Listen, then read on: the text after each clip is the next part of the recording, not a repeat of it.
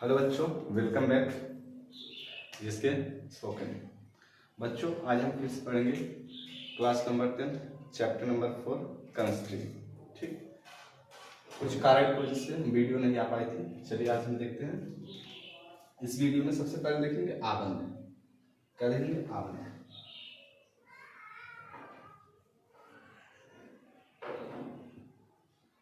जिसको बॉन्ड कहते हैं। ठीक बच्चों, आबंध क्या होता है? जब किसी तत्व का इलेक्ट्रॉनिक विन्यास करते हैं उसमें जो संयोजकताएं होती है उसी के द्वारा आबंध बनते हैं। जैसे अगर हमारे पास दे दिया गया H2 का आबंध बनाइए, H2 अणु का आबंध बनाइए, तो क्या हुआ? सबसे पहले हाइड्रोजन, जो हाइड्रोजन होता है उसका परमाणु क्रमांक 1 होता है। इसका हम इलेक्ट्रॉनिक विन्यास करेंगे तो Kl M और N। इसमें क्या होगा? K में बन जाएगा, तो मतलब एक इलेक्ट्रॉन इसका है लास्ट, उसमें संयोजकता 1 है। तो H2 है, मतलब H 2 बार है, एक H यहाँ पर होगा, दूसरा H यहाँ पर। हर एक H की संयोजकता 1 होगी। कितनी? एक इसका होगा और एक इसका। यह अपना कोष पूरा करने के लिए इससे लेगा और यह कोष पूरा करने के लिए इससे। इसी को हम आबंध कहते हैं। इसी क्या कहते हैं? आबंध। ठीक, या तो ऐसे लिख सकते हैं ये। ठीक, इसे आबंध कहते हैं। अब इसी में देखते हैं, पहले कुछ लिखते हैं उसके बाद फिर समझते हैं। चलिए सबसे पहले आबंध लिखते हैं। देखिए, दो तत्वों के बीच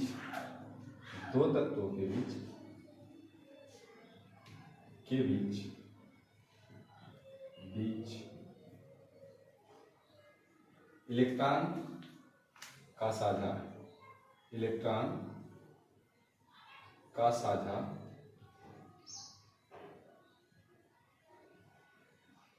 के साझा द्वारा बना बंध आबंध कहलाता है।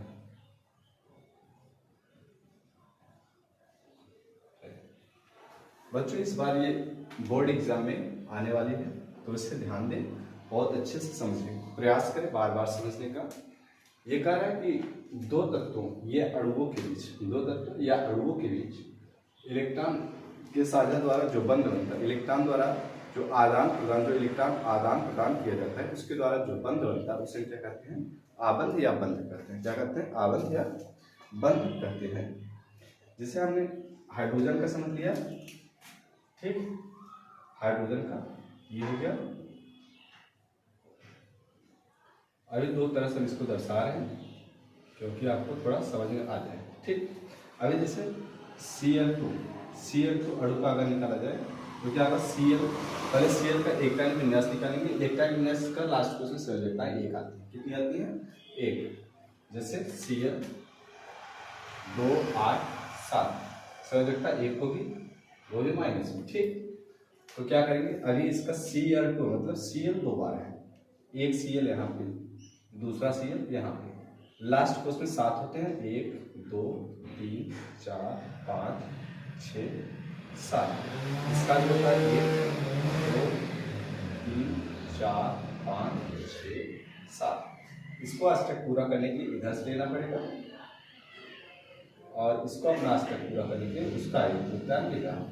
तो जो इलेक्ट्रॉन लिया जाता है उसके द्वारा जो बंध बनेगा उसे हम आबंध कहते हैं। क्या कहते हैं? आबंध। मतलब Cl सिंगल बॉन्ड Cl, एक इलेक्ट्रॉन हम इसका ऐसे दर्शा सकते हैं, दूसरा कट के निशान से। ठीक, ये क्या है? आबंध है। अगर हम दूसरे की बात की जाए तो दूसरा हमारे एग्जाम्पल में जो दिया गया है, दूसरा है O2। क्या है? O2 का। अगर O2 का बनाएंगे क्या होगा? इलेक्ट्रॉन विन्यास करने पर इनकी संयोजकता हिस्सा प्रायः 2 आते हैं। कितनी आती है? 2। तो हम देखते हैं O का, O 2 बार है, एक यहाँ पे, दूसरा O यहाँ पे, 1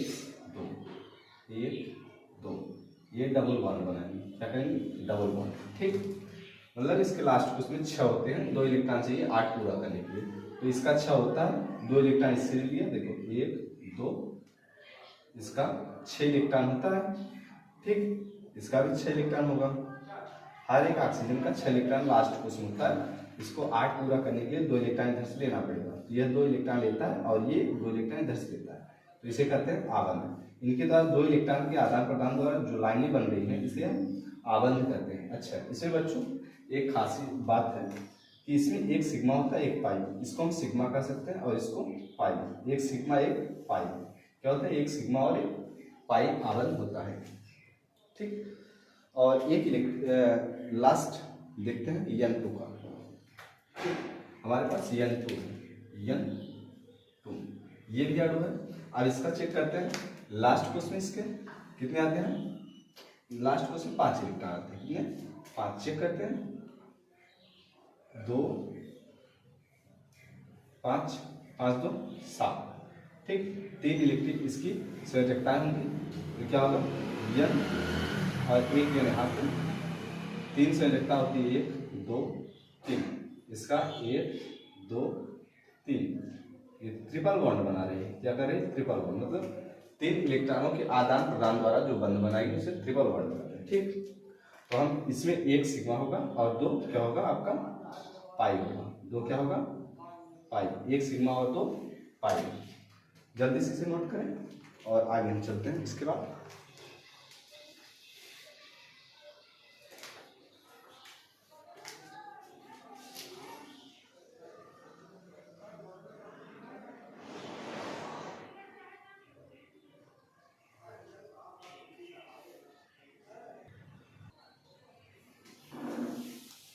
हाँ जी, हो गया। चलिए अभी हम देखते हैं कुछ आगे, ठीक। जल्दी नोट करें। इसमें थोड़ा हम आगे निकल गए, लेकिन कुछ कार्बन के अप्रूफ हैं अभी, जैसे ग्रेफाइट हो गया, उसके बाद फुलेरिन है, ये सब है। तो अभी हम ग्रेफाइट के बारे में देखते हैं, फिर फुलेरिन। जो ग्रेफाइट हर साल पूछता है एग्जाम में, और फुलेरिन को, ठीक।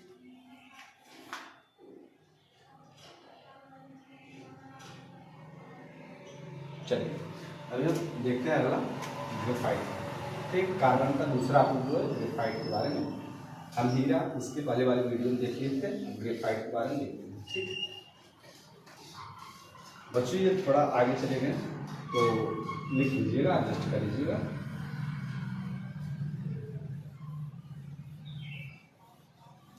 चलिए सबसे पहले हम ग्रेफाइट देखते हैं, ठीक।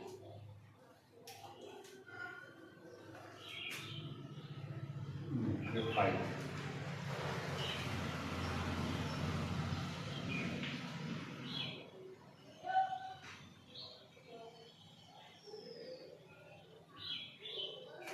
ग्रेफाइट के बारे में हम देखते हैं, ठीक। ग्रेफाइट क्या होता है, ग्रेफाइट यह भी कार्बन का एक अप्रूव है। क्या है, कार्बन का एक अप्रूव। ये क्या होता है, विद्युत का सुचालक होता है। विद्युत का क्या होता है, सुचालक, मतलब इसमें विद्युत जो होती है लगातार रनिंग करती रहती है। उसके इलेक्ट्रॉन जो होते हैं वो लगातार एक तरफ से दूसरी तरफ चलते रहते हैं, ठीक। अच्छा, ग्रेफाइट क्या होता है, ग्रेफाइट के जो संरचनाएं होती हैं वो प्राय चद्दर के समान होती है, मतलब एक के ऊपर एक होती है, ठीक। यह प्राय पेंसिलों में, बड़ी बड़ी कारखानों में, मशीनों के बीच प्रयोग किया जाता है, ठीक। कहाँ, कारखानों में और बड़ी बड़ी मशीनों के बीच। चलिए हम इसको लिखते हैं ग्रेफाइट। ग्रेफाइट कार्बन का अपरूप है,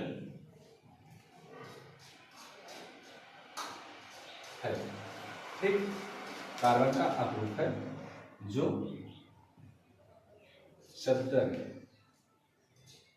चद्दर या परत के रूप में पाया जाता है, के रूप में पाया जाता है, पाया जाता है।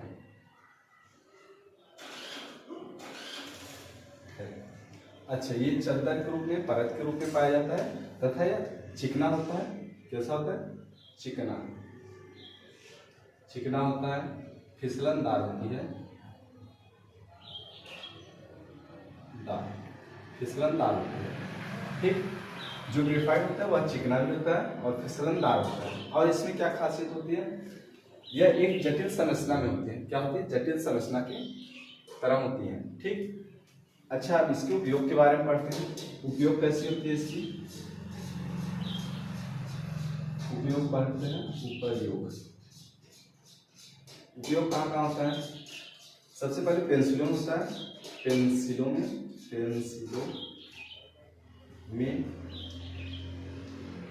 ठीक, पेंसिलों में होता है। बड़ी कारखानों में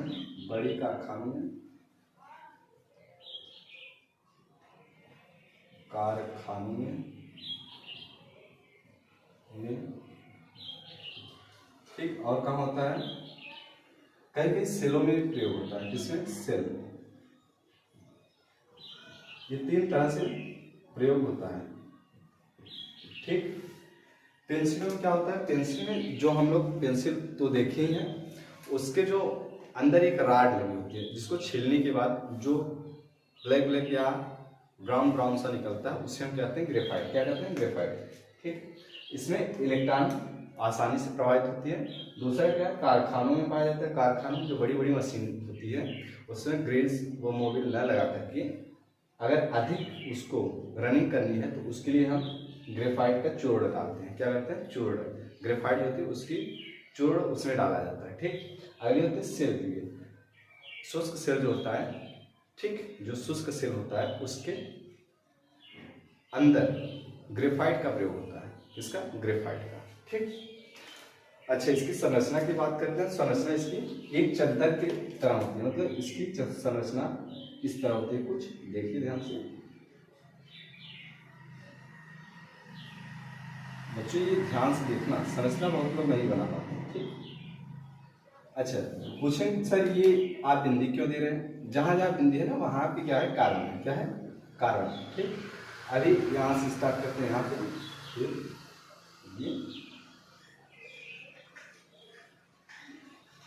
ये आप क्या है? कारण। ठीक, हर तरह क्या है? कारण है। अभी ध्यान से देखिएगा।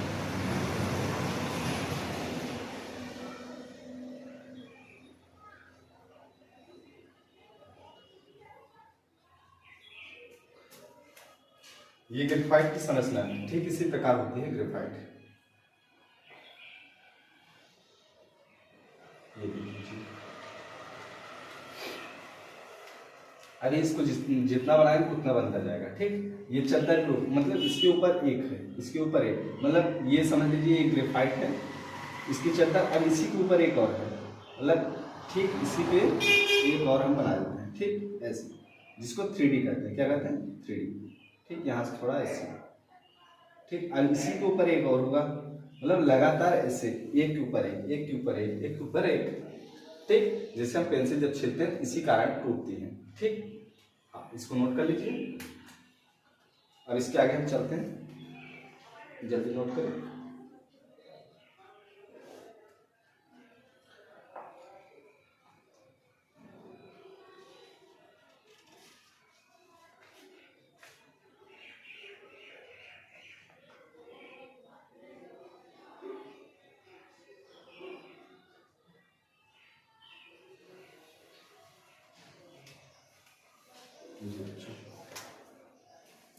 अभी अगर ये आपको वीडियो अच्छी लग रही हो तो अपने दोस्तों को शेयर करें।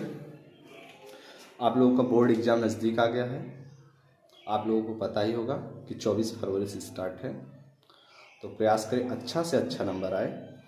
तो हर एक वीडियो को ध्यान से देखें, कॉपी कलम ले करके बैठ करके उसको देखते रहें और नोट करते रहें। ठीक, अभी इसी वीडियो में आपको बहुत सारा कुछ मिलने वाला है। ठीक, हो गया? चलिए अभी हम आगे चलते हैं।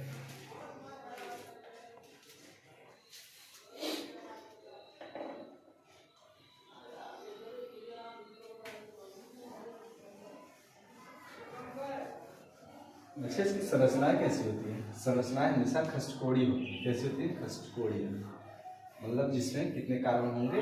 हर एक संरचना में 6 कार्बन पाएंगे। किसमें? 6, जिसको खष्टकोणीय कहते हैं। क्या कहते हैं? खष्टकोणीय। बहुत अच्छे, लगातार पढ़ते रहेंगे और हम देखते रहेंगे। अगला चलिए देखते हैं फुलेरिन। क्या होता है फुलेरिन? फुलेरिन, और फुलेरिन के बारे में समझते हैं। फुलेरिन क्या होता है? ये भी कार्बन का अप्रोच है। क्या है? कार्बन का अप्रोच, जिसमें हर एक कार्बन एक जटिल संरचना में पाई जाती है, एक बॉल की तरह पाई जाती है। किसकी तरह? एक बॉल की तरह पाई जाती है। ठीक, इसकी संरचनाएं जो होती हैं वह एक जटिल होती है तथा कार्बन का यह एक अपरूप भी है। क्या है? कार्बन का अपरूप है। तो इसकी खोज किसने की थी? जो फुलेरिन होता है उसका खोज हैरोल्ड क्रोटा व रॉबर्ट कर्ल ने की थी। हैरोल्ड क्रोटा किसने की थी? हैरोल्ड क्रोटा या रॉबर्ट कर्ल,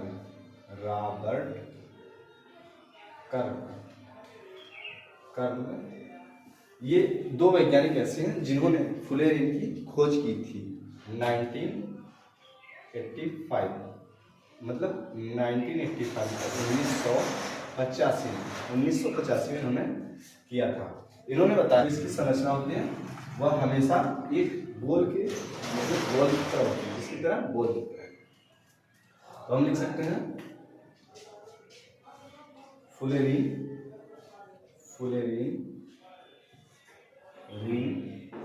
कार्बन का अपरूप है।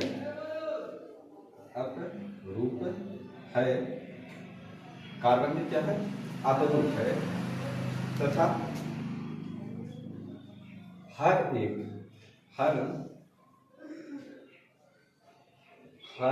एक संरचना में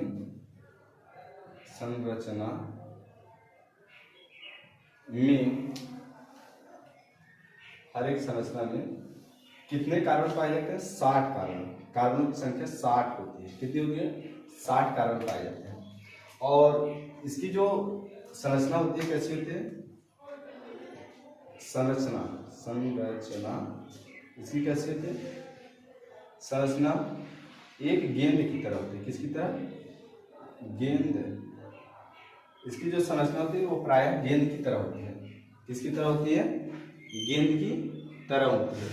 चलिए अभी हम इसका चित्र बना के देख लेते हैं। चित्र बना के देखिए क्या होता है। हम सबसे पहले एक कार्बन की संरचना बनाते हैं फटाफट, बेंजीन वाला। ठीक, ये बेंजीन संरचना हो गया। अब इसी से डेवलप करते चलिए। देखिए, ध्यान से देखिएगा, बहुत टफ है, सब नहीं बना सकते। ठीक, अगर आप बना लिए तो अच्छी बात है।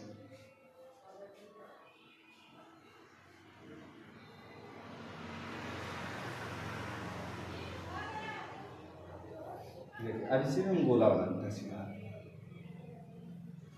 ये देखिए, अब इसी को हम मिला देते हैं। आपका काम हो गया। देखिए आसान हुआ ना।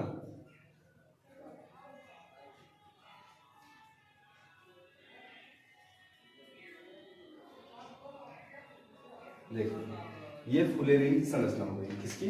फुलेरिन की संरचना। ये भी 3D आकार में होता है। कैसा होता है? 3D आकार, मतलब हर तरह से देखेंगे आप तो क्या होगा? एक जटिल संरचना होगी। क्या होगी? एक जटिल संरचना, मतलब हर एक कार्बन एक 3D आकार में होती है। कैसी होती है? 3D आकार में। चाहे इधर से देखो चाहे उस साइड से देखो वो दिखेगी। ठीक, 3 प्रकार से एंगल दिखती है उसमें। यह है फुलेरिन की संरचना। इसको जल्दी नोट करें।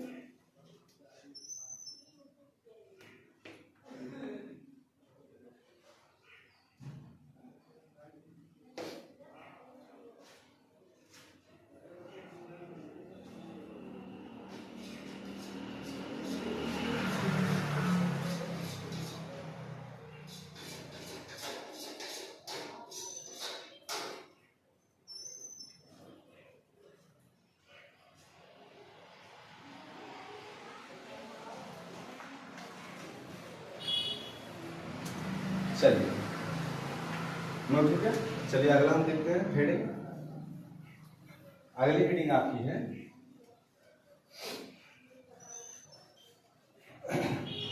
कार्बन के जैव सिद्धांत। कार्बन के जैव सिद्धांत या कार्बन यौगिक के जैव सिद्धांत। चलिए लास्ट हेडिंग इस वीडियो का कार्बनिक यौगिक या जैव शक्ति सिद्धांत।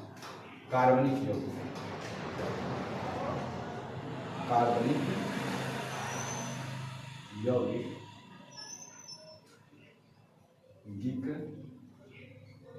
या जैव शक्ति सिद्धांत। जैव शक्ति, जैव शक्ति सिद्धांत।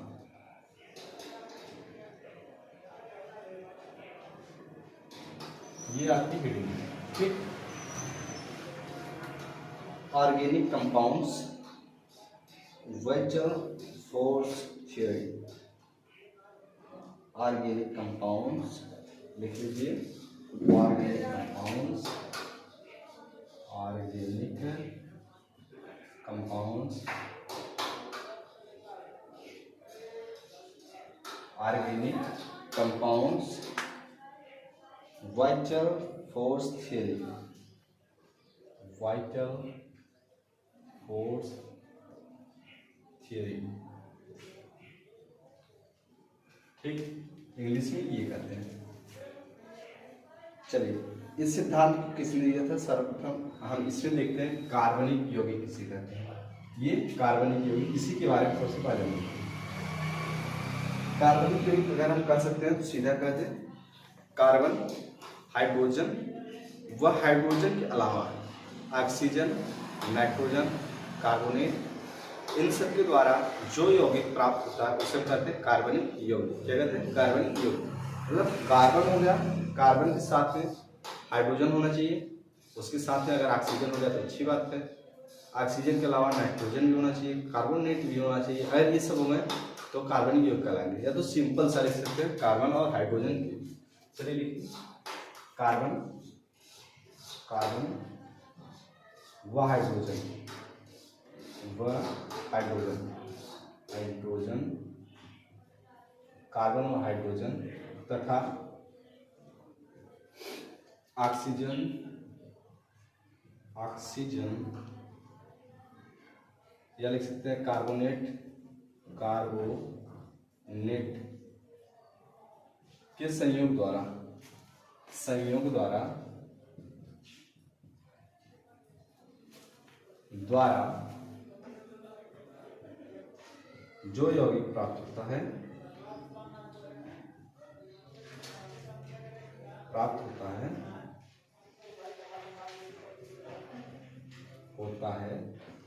उसे क्या कहते हैं हम?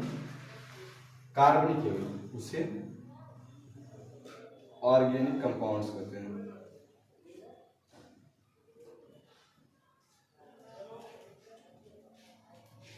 ऑर्गेनिक कंपाउंड्स कहते हैं, ठीक। अब इसमें आता है जैव शक्ति सिद्धांत। तो हेडिंग हम डालते हैं जैव शक्ति सिद्धांत। जैव शक्ति, जैव शक्ति सिद्धांत, सिद्धांत। ये सिंपल सा थियरी है, इसमें हम समझेंगे। अच्छा, इस सिद्धांत किसने दिया था? इस सिद्धांत को फ्रांसीसी के वैज्ञानिक थे। कौन थे? फ्रांसीसी के वैज्ञानिक बर्जीलियस। कौन थे? फ्रांसीसी के वैज्ञानिक बर्जीलियस इस सिद्धांत को दिया था। इन्होंने कहा था कि, इन्होंने क्या कहा था कि कार्बन या कार्बनिक यौगिक की जो जैव शक्ति है, ठीक, इसमें से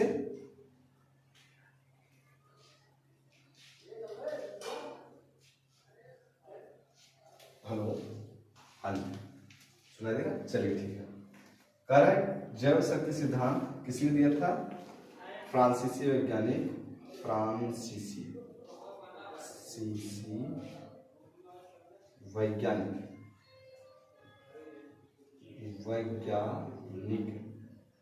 फ्रांसीसी वैज्ञानिक किसने दिया था? बर्जीलियस ने।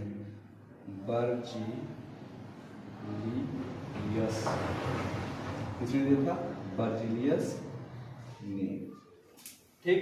इन्होंने बताया था कि जो कार्बन होता है उसको हम लैब में नहीं बना सकते, उसको लैब में नहीं बना सकते, ठीक, तो हम लिख सकते हैं, लिखिए,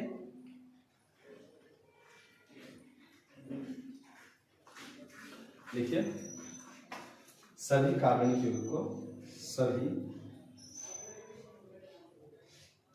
कार्बनिक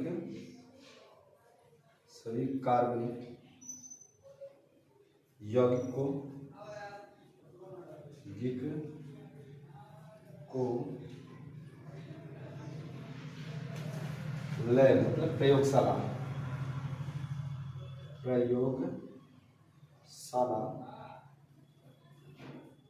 में नहीं बना सकते,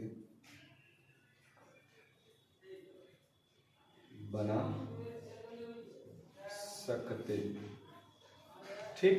अच्छा, इसको हम लैब में नहीं बना सकते, और क्या हो सकता है?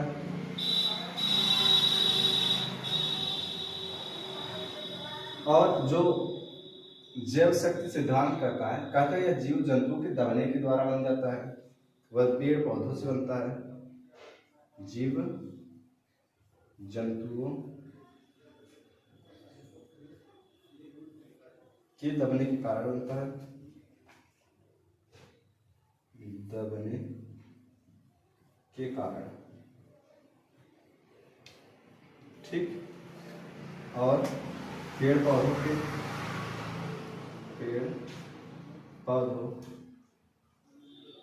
के द्वारा,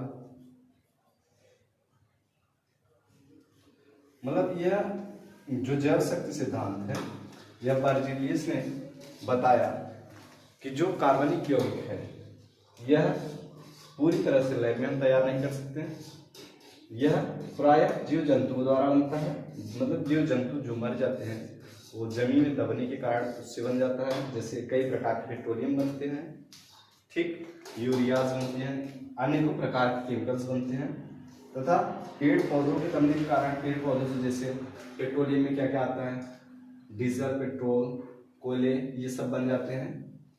तो इसी को हम कहते हैं जैव शक्ति सिद्धांत। चलिए इसे फटाफट नोट कीजिए, उसके बाद अगली हेडिंग लास्ट है, पढ़ के हम खत्म करते हैं।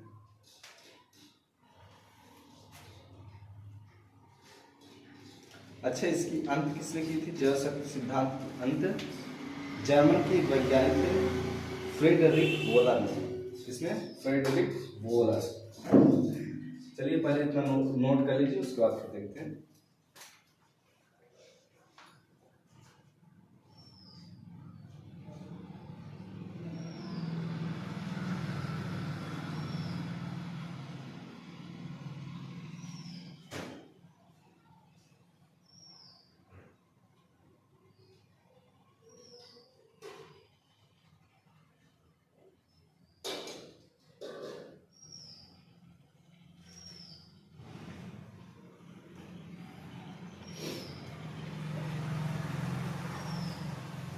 हो गया। चलिए अब लास्ट इसी में देखते हैं जैव शक्ति सिद्धांत में थोड़ा लास्ट जो अंत है पूरा आपके सिलेबस के अनुसार।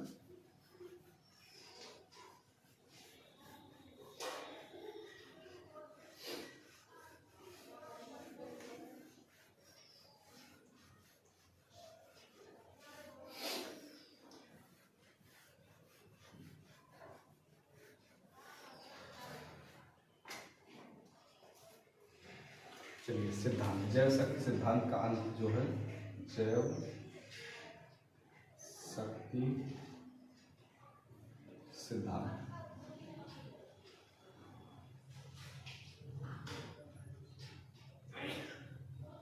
देखिए जैव शक्ति सिद्धांत को लास्ट में एक वैज्ञानिक आए थे जो कहाँ के थे? जर्मन के। इनका नाम था वोलर। क्या था? Frederick volar. ये जर्मन के वैज्ञानिक थे। कहाँ के? जर्मन के। इनका नाम था फ्रेडरिक वोलर।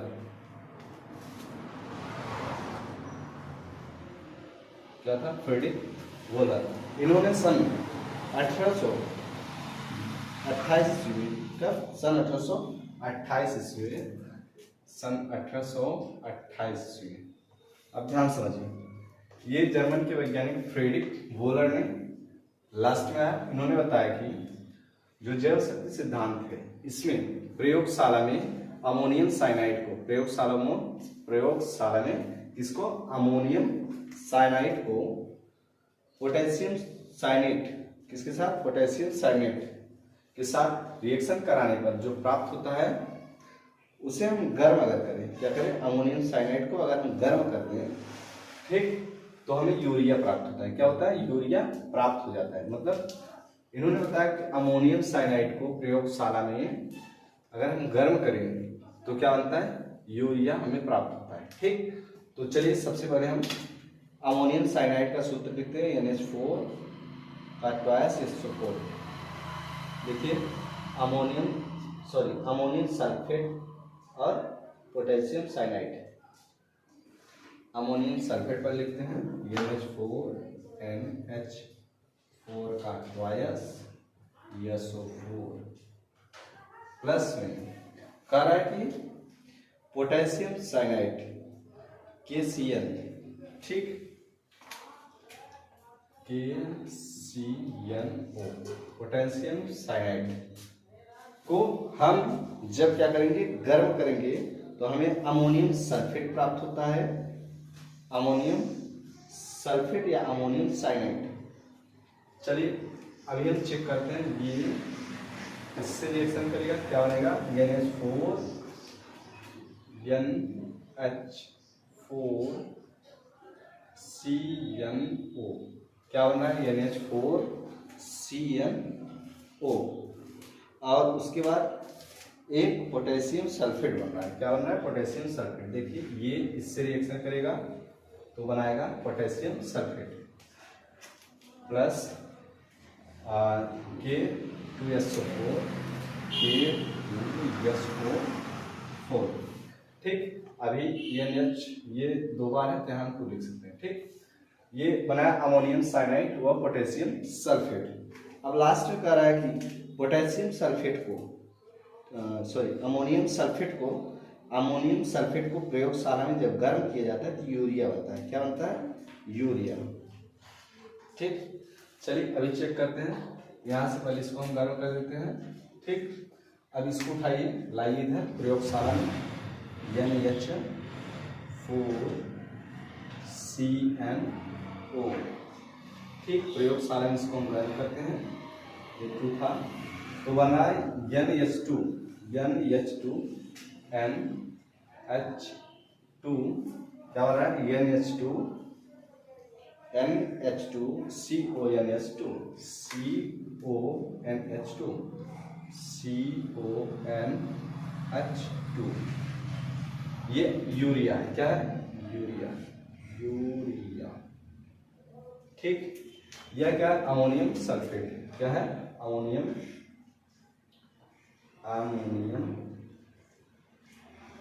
सल्फेट।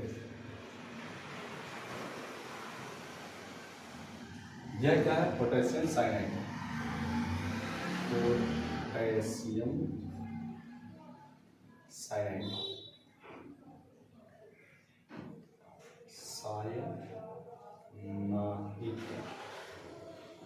और जो प्राप्त हुआ अमोनियम साइनाइड प्राप्त हुआ, अमोनियम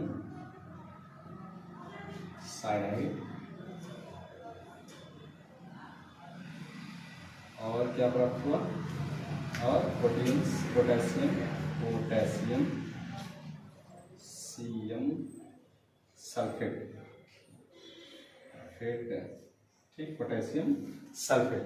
अब कह रहा है अमोनियम साइनाइड को हम प्रयोगशाला में लाएं और इसको गर्म किया जाए। ठीक, इसको हम यहाँ पर गर्म कर दिए। ठीक, देखिए ये गर्म का निशान है। ठीक, गर्म करने के बाद हमें यूरिया प्राप्त हुआ। क्या, यूरिया, NH2 CONH2। ठीक, यह यूरिया का सूत्र है, इसको याद कर लीजिए और लिख लीजिए। बच्चों इस वीडियो में इतना ही। अब अगली वीडियो में इसके आगे पढ़ाया जाएगा। अगर आपको ये वीडियो अच्छा लगा हो तो लाइक करें, सब्सक्राइब करें और अपने दोस्तों को शेयर करें ताकि उनका बोर्ड का जो एग्जाम है अच्छे से अच्छे और अच्छे मार्क में निकल जाए। चलिए इस वीडियो में इतना ही, तब तक के लिए धन्यवाद।